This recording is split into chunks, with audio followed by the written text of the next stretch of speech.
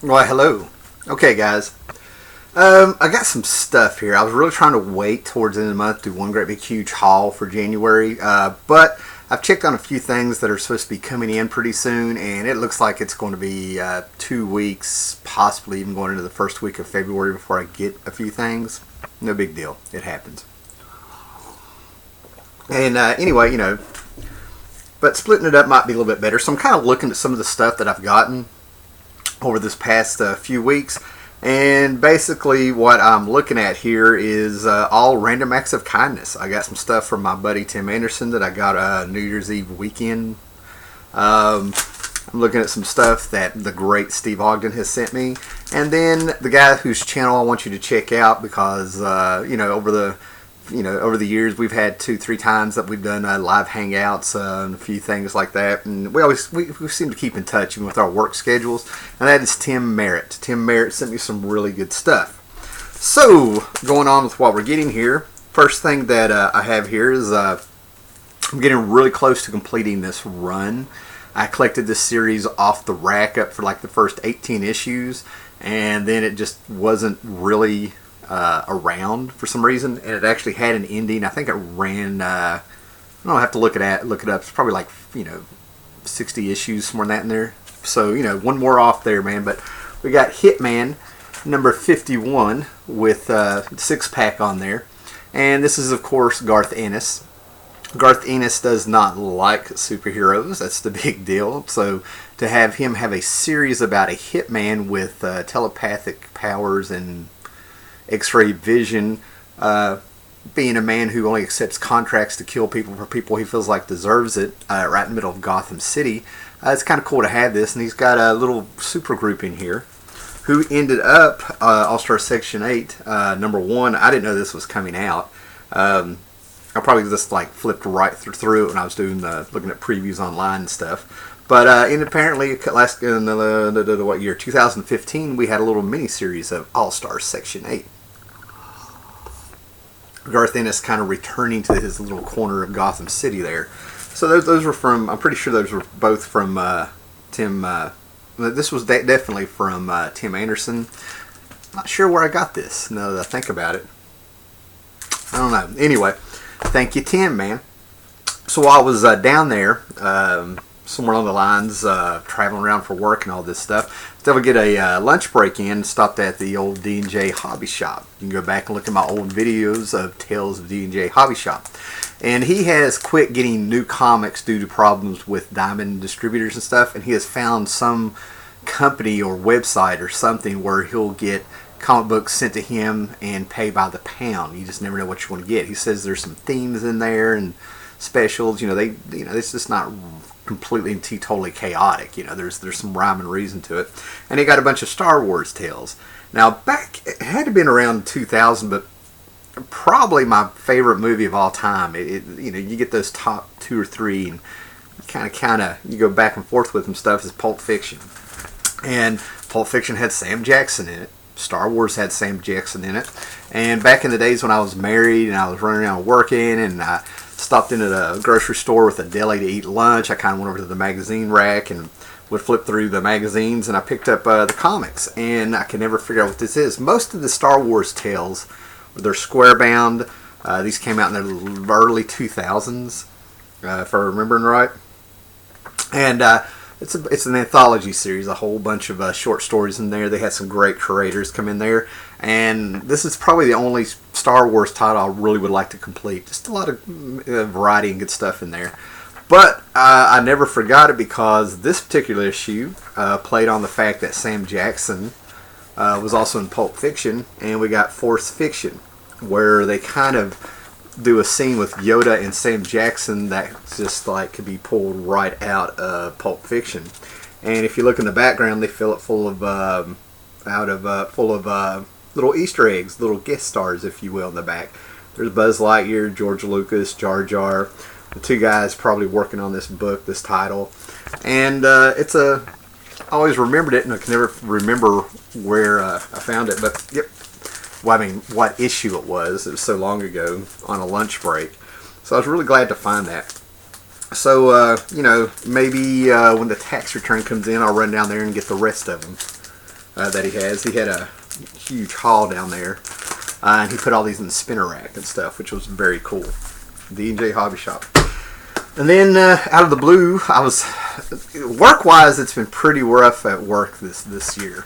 You know, everybody talked about having a really bad 2016, and work-wise, 2017's just been so much fun. So I'm driving home one day, and I get this message from Steve Ogden. He's like, check your mail on Friday. So I go to get it. No idea what he's sending me, what he's bringing me. So I get there, and there's the envelope, and I'm all excited. And I just recently finished up the entire run of J. Michael Straczynski's Rising Stars through Top Cow. And he sends me this convention exclusive preview. Gold, glossy, everything like that. And I'm just like, it just stunned me because it's a very thoughtful. That's what gets me, it's awesome to get all kinds of stuff. It's awesome to be with your buddies and get some comics and things like that. But it's one thing when somebody sends you something very just thoughtful. And I love this thing. It's one of those books when I was going down the line and checking out what was in Rising Stars. Considering that it's a self-contained story, it'd be kind of cool to have everything Rising Stars. I even have one of the novelizations of it, and things like that. But, to see something like this, just, never laid eyes on it, never even dreamed of getting it, just thank you, Steve. It's awesome, man.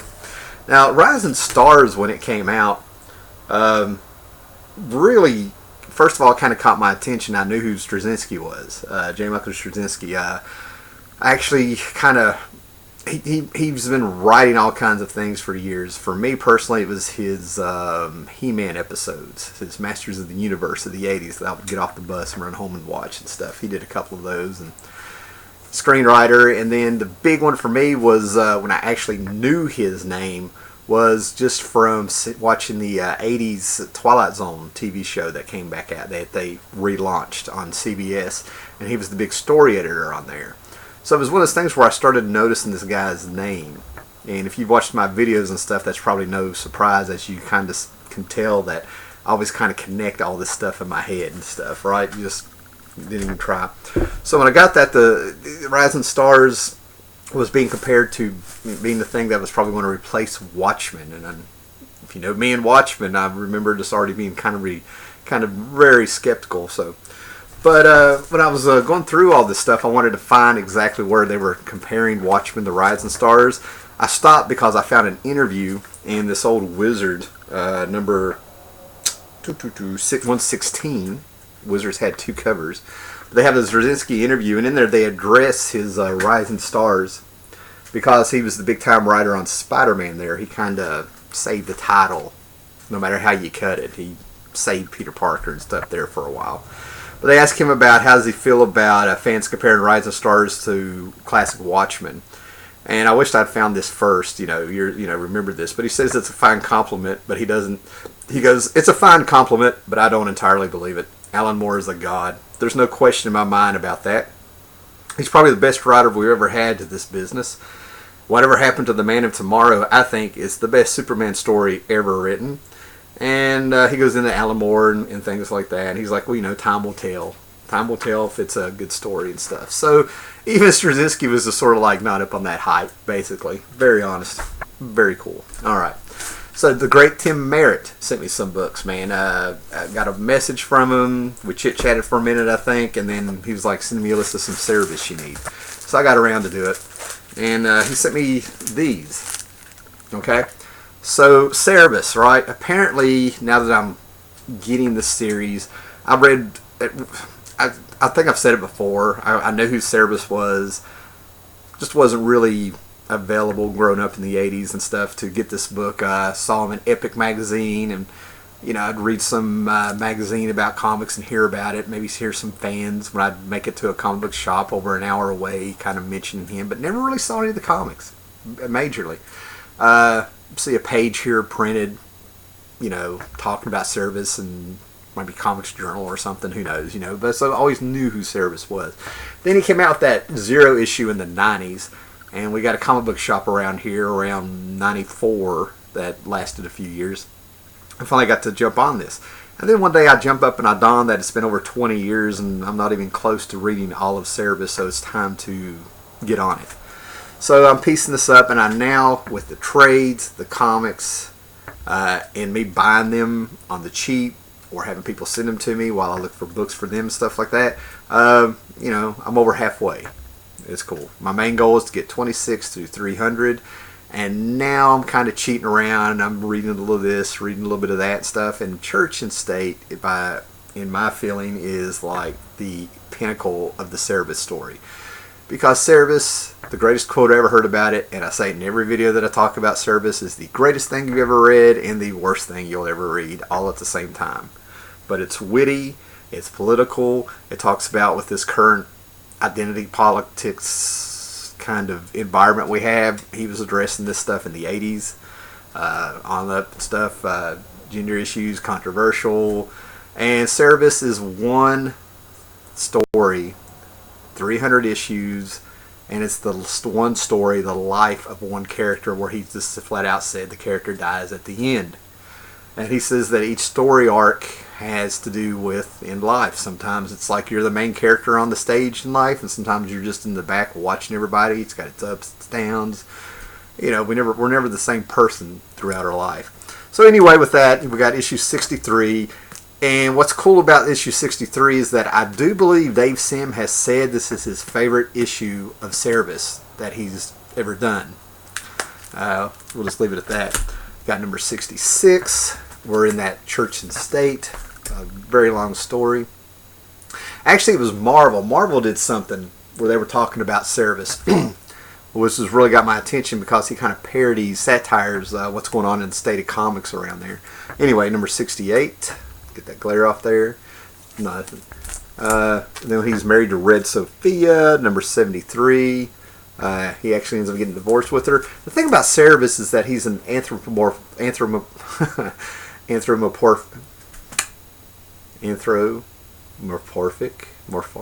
Great, finally, this is on camera. Anyway, he's a cartoon animal going through a world of humans and stuff. And Sim kind of made him that way to make you feel the alienation, how he really does not feel like he fits in anywhere and stuff, right? He stands out as our main character.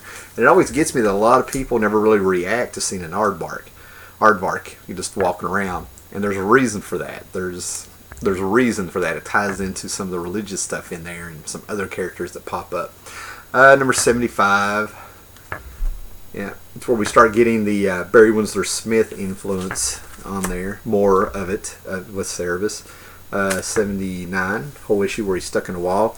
And then we get into the Sacred Wars, which this is just cracking me up, man. Okay, we're around 1986 now with this book. 84. Now here's what's got me about this one. Number 87. I started cheating around and flipping through the issues, reading a little here, a little bit more there, because I've read around this issues. And okay, David Sim has reasons, but he does not do conventions, and he won't until he gets a petition signed where at least, I can't remember what the number is, 2,000 people sign a petition saying they don't think that he's a misogynist, whatever's going on. So I was just thinking about a month ago how I'll never get anything signed full by him, which was just kind of odd.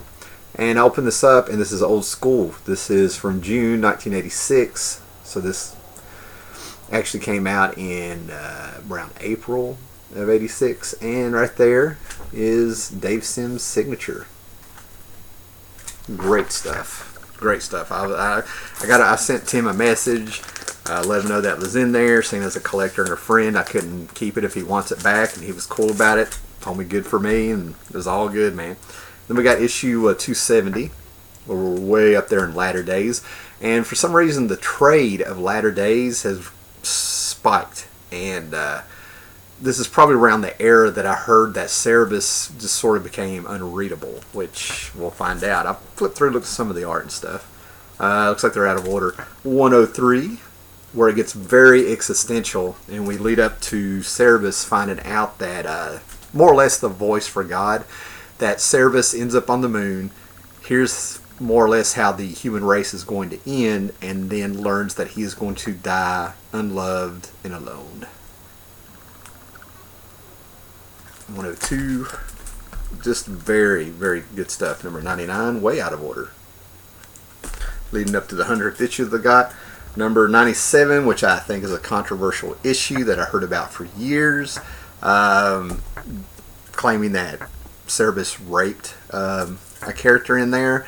After reading it, I would have some words to say if that was rape or not, you know, which is just kind of a heavy deal. And number 95. So like I said, some very existential stuff, some funny stuff. Just love them or hate them, have an opinion of them and stuff. Cerebus matters. Really great stuff. I see some Eisner influences in there. You see his craft just kind of just hitting that sweet spot where Sim is just hitting on all cylinders.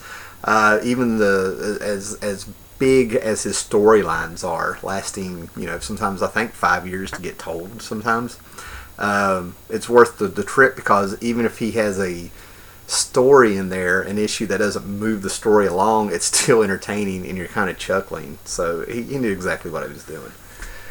I think that's it, guys. So thanks for hanging out. Let's see if we can get this uploaded. The shitty internet still continues. Been with this, I had the same internet for 5 years, could upload videos anywhere from 20 minutes to an hour, and then May of this year they tell me that I can only get 10 megabytes per second because of where I'm living.